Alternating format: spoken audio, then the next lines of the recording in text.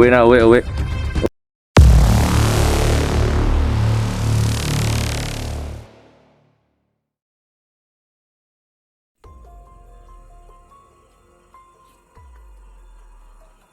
So yan po mga idol, no? Isang mapagpalang gabi po sa inyong lahat. Yan. Papunta na po ako dun sa location kung saan duda ko na dinala nila si Bunso doon.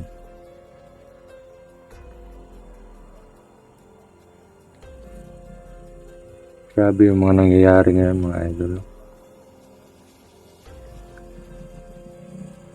Nag-ano po ako,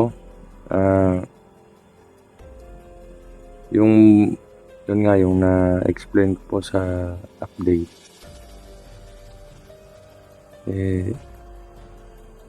Nagplano na sana kami na nung araw na yon, nagplano na sana kami na mag-rescue doon sa kay Master G. Kapatid natin kasi siya lang yung siya lang parang kaya lang namin puntahan kasi medyo malapit yung hindi kalayuan location na nakikita namin sa video nila. So yun nga, pag kinabukasan nakala ko si Bunso na yung kumakatok para mag-explore na kami ganun. Papa niya pala at hindi ko inaasahan na ganun yung mangyayari kay Bunso. Sobrang sakit po sa dibdib ko mga idol. At ayoko po sana mag-upload ng video para hindi po matukoy ng kalaban ko sa anak ko. Pero yun nga, hindi pa man ako nakarating sa mismo location talaga kasi medyo malayo pa yun. Nag-text na yung nag-chat na sa akin yung asawa ko na may mga parang masama na naman daw yung kutob niya doon sa bahay. At nag-chat din ako kay Brother Max na bro, ingat ka kasi si Dudoy nilusob na at nakuha ng mga kalaban. Baka sumalakay din dyan at dito rin sa amin. Ako, kumbaga nagdadalawang isip ako na hindi ko nagawang dalhin yung pamilya ko doon sa kapatid ng asawa ko kasi nga kulang kami sa budget. Sa pambaon tsaka pagkain nila meron na. May nakabili tayo ng konting bigas ganun. Pero yun nga lang, may baon ako dito, biskwit. Nag-chat siya ngayon na ganun nga at yung mga tanod na andon nagro-robing, sinalakay daw ng mga hindi kakilalang mga tao.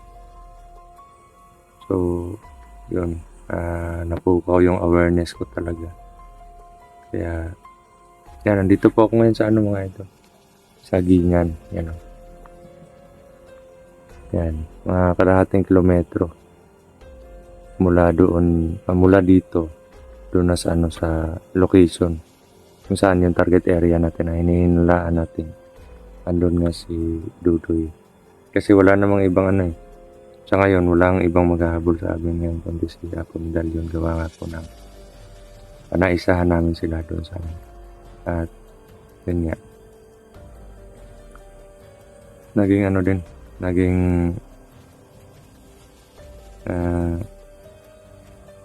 siguro naging successful yung paggagamot niya sana. Kung hindi lang sana siya tumakbo, kumbaga kung sumunod lang sana si Medallion nung nagsitakbuhan na kami. Kaso hindi, yung mga tao niya lang yung sumunod. Siya yung tumalikod na tumakbo. Kaya hindi rin pwede ng mga idol na iba yung ibigay ko sa kanya. Kasi malalaman niya yun base doon sa aura, doon sa dala ko. Kahit nga ako, madidetect ko talaga yung mararamdaman ko yung presensya doon sa mga panggamot na dinala ko. Kaya hindi po pwede na anuhan natin yun. Iba yung ibigay natin sa kanya. Kasi pag ramdam niya na may mali doon sa nakabalot, sigurado magre-react yun at pwedeng ikasama pa ng anak ko. Importante sa amin noon that time na makuha namin yung anak ko. At kung siguro kung sumunod si Apo Medallion nung time na yun, may puruhan pa or may posibilidad na pwede pa namin mabawi yung mga gamot. So ngayon, kanina may sagupan ako kanina sa daan pa lang, parang kakahinala sila tapos masama yung tingin nila at hindi sila makatingin ng diretso sa akin. Nung una parang okay lang sa akin na ganun, nagkasalubong lang kami sa isang daan. Kasi kumpiyansa ako, parang medyo malayo pa. Papasok pa ako sa sagingan. Pero hindi ko lang nakuha ng video kasi hindi ko pa na yung cellphone sa vlogging kit, hindi ko pa nalagay. At yung sa ngayon, dalawa yung cellphone na dala ko. Nilagay ko lang sa isang stand, dalawang vlogging kit. Pinagdikit ko yung dalawang vlogging kit. At nilagay ko lang sa isang stand. At may flashlight na din dala. Para hindi ako mahirapan na dalawa yung dadalhin ko na cellphone. So pag siguro baka makakasunod si Brother Max sa akin, tulong din siya. At ganun din yung plano ko ngayon. Nag-aalala po talaga ako kay Bunso. So kailangan ko po na i-safety muna yung pamilya ko talaga. Kahit lang ang gastos doon.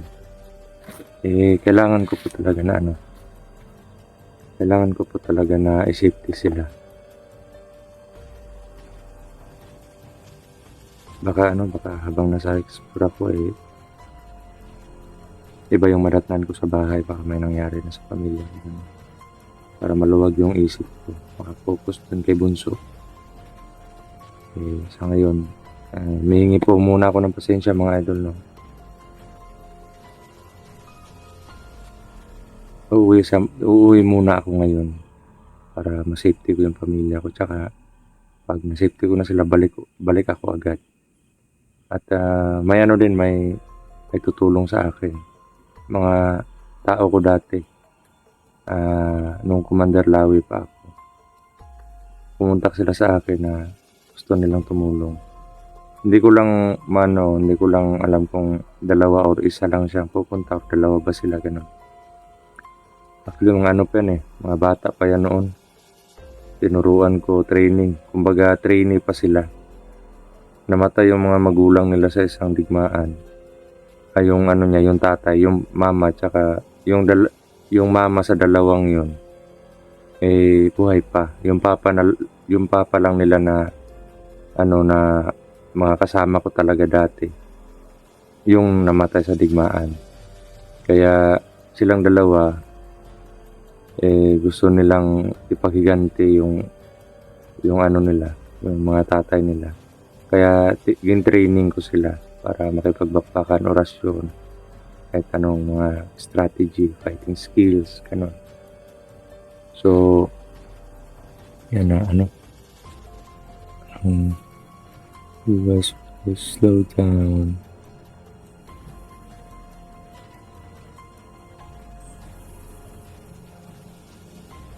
nangyari dito sa ano ni Bunso? Sa ano niya? Sa silpo. Yan. Yan yung ano, yan yung nag-message sa akin na gusto nilang tumulong. So sabi ko kung kaya nyo, eh, masaya din ako na muli tayo magkikita. Pero kailangan mag-ingat talaga at hindi ko papipigilan dahil sa gusto nyong makatulong. Ngayon may mga pamilya rin po sila. Nasa malayong bundok sila nakatira at sabi nga nila doon na hindi abot to ng mga kalaban no, kasi maraming militar doon na banday. Kaya yan na. Pinayagan ko silang pumunta dito pero siguro mga bukas or ewan ko kung kailan sila makakarating. Ano na yun eh. Nung time pa yun na nagsimula silang naglakbay, nung time pa yun ng ng pagkadukot sa anak ko. Nung time pa na yun. Kaya ewan ko lang hanggang kailan sila makakarating dito. So, kung contact naman po kami, malalaman ko lang po yung mga location nila. Yung mga ano nila. Actually, may mga ano na daw sila eh. May nadaanan daw sila mga kalaban at sinilent kill niya na lang daw nila. Para nang sa ganun eh, mabawas-bawas na naman yung mga sabi ko na ingat lang at relax. Huwag masyadong mainit ang ulo kasi baka mawala tayo sa strategy. Kasi subok ko na din po yan. Minsan na rin ako nawala sa strategy dahil po sa init ng ulo. Yung parang madadala ka sa emotion, sa galit mo, ganun. At yun.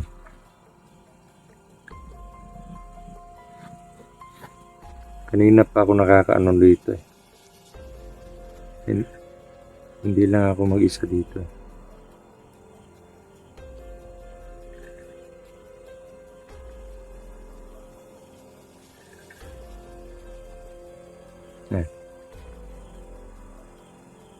Naririnig. Yan.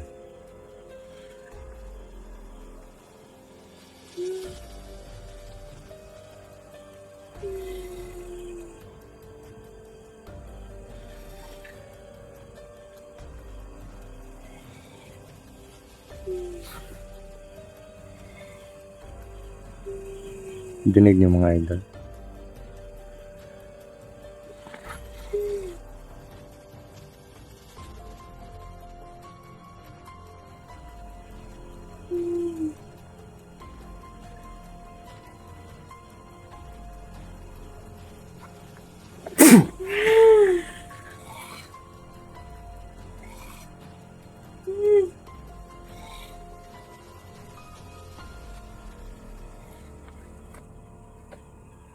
Wala talang kadala-dala itong mga aswang na to.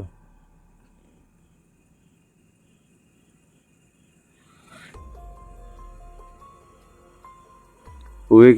Kung kampon kayo ni Medalyon, eh talagang nako. Si Vladimir, pinatay ko na yun eh. Ano pa mangyari sa inyo ngayon? Tignan lang natin. Kung hindi nyo kilala si Medalyon, uwi na lang kayo. Nagpapahinga lang ako dito. Ganun na lang yung gagawin nyo. Saan banda yun?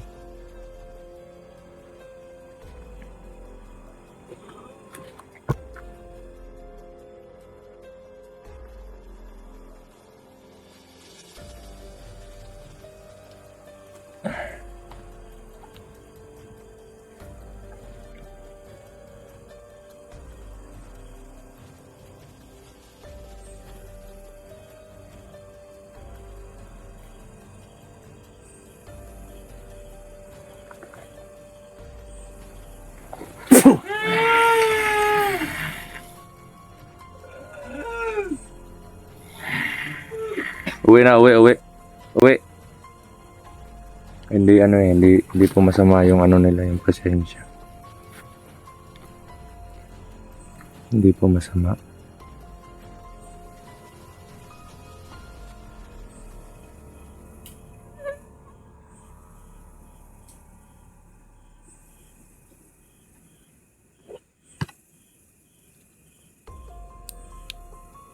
Yan, nasa sagingan pa po ako.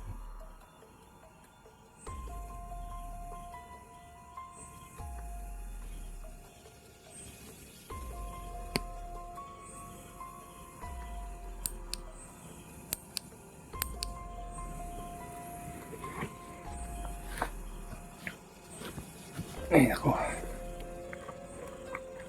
Yan. Pag si Alisa na yon, nasaktan yun sa mga idol, saktan yun sa orasyon.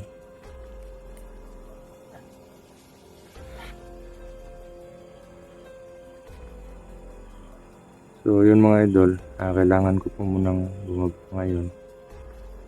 Akala ko po kasi masisecure na yung pamilya ko doon kasi yun na nandun na yung mga tanod at nag-volunteer sila na magbantay doon. Kasi hindi lang yung pamilya ko yung dapat bantayan doon eh. Kumbaga parang isang compound yun, mga idol, yung pinag-anuhan namin ngayon, pinagrentahan. Parang isang compound siya. Maraming kapitbahay. So, yun. Alam ko naman na kung sasalakay yung mga kalaban doon, alam ko naman kung sino yung pakay nila. So, yun, nag-volunteer kasi yung mga So, gusto nila makatulong din. May nagpapatrol din ng mga Yun. So, akala ko okay na. Kinabahan lang talaga ako sa message ng asawa. Kasi yung mga tanod na atake. At hindi yun basta-basta ng mga tanod, mga idol, kasi may mga anting-anting din yun eh. Yun nga lang. Parang siguro mas malakas pa yung katangian ng mga kalaban.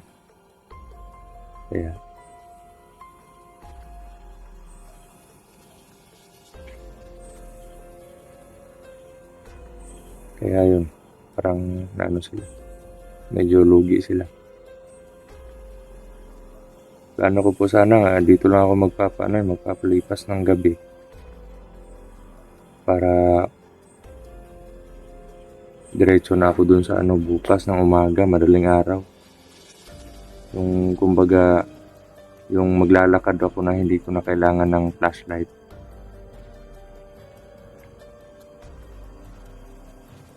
Pero yun nga medyo delikado yung pamilya ko.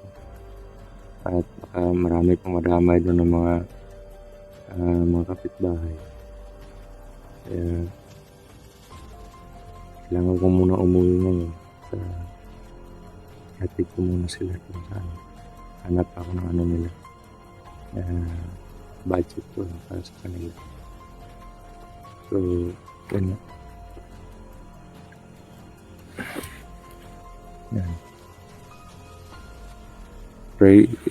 Pag-pray niyo po ako mga idol. Kami.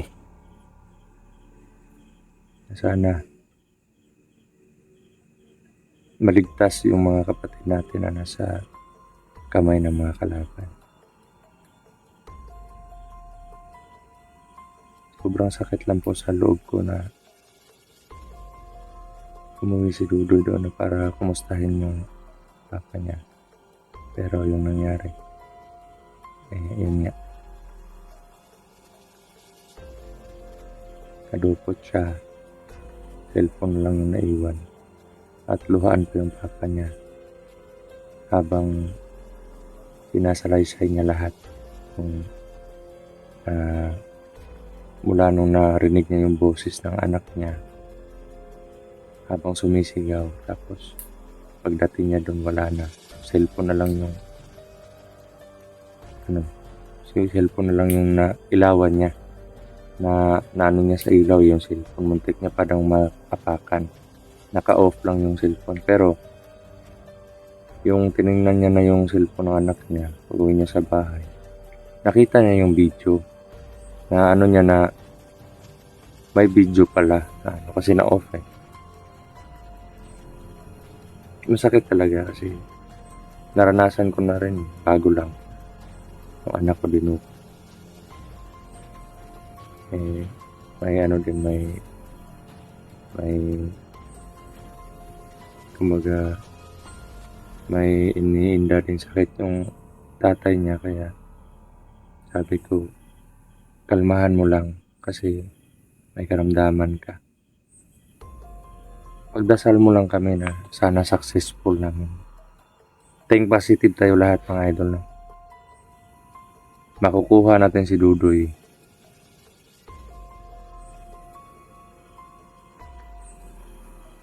Malaki yung ano ko, malaki yung kutob ko na ang pag-asa 100% na makukuha natin si Dudoy na ligtas.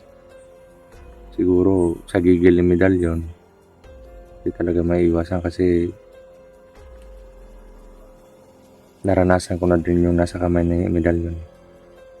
Medyo mahirap talaga. Pero binubulong ng gabay ko lagi. May bumabagabag daw kay medalyon. Kaya hindi niya kayang tapusin si Dudoy. Yun nga, may bumabagabag talaga sa isip mo, medalyon, kung nanonood ka man ngayon. Kasi alam mo na yung pwede mangyayari talaga. At ngayon, gusto ko lang ibalita sa iyo, medalyon, na yung mga ibang commander na ayaw ng gulo, galit sa mga katulad mo, gusto ko lang pagbigay alam na mga ilang araw na lang makikisawsaw na sila sa gulo. Pero wag mong pangarapin na gagawa sila ng hindi maganda.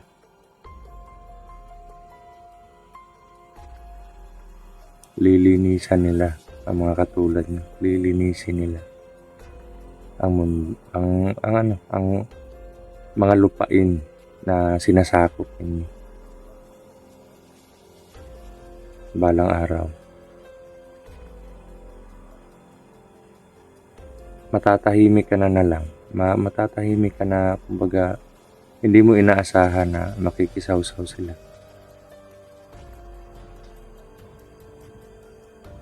Kung ikaw nakiko-coordinate ka sa mga commander na katulad mo, yung may masamang layunin.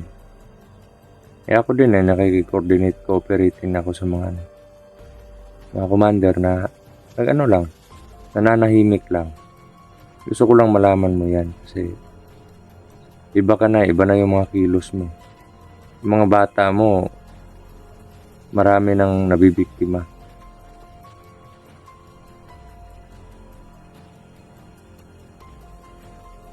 Balang araw, darating yung panahon. Kung hindi man sila yung makadali sa'yo, magtutuos tayo. May matitirang nakatayo sa ating dalawa, medalyon. So yun mga idol, kailangan ko maggandahan ngayon. Pauwi para hanap ako ng diskarte doon para malipat ko yung pamilya ko para ma-safety din sila, no? So yun, abang-abang na lang po sa ating mga video mga idol. God bless at pagdasal niyo po ako mga idol. Kami lahat. More power po at ito po si Brad Tultong Adventure nagsasabing mahal na mahal ko po kayo lahat. Salute po ako sa inyo, no?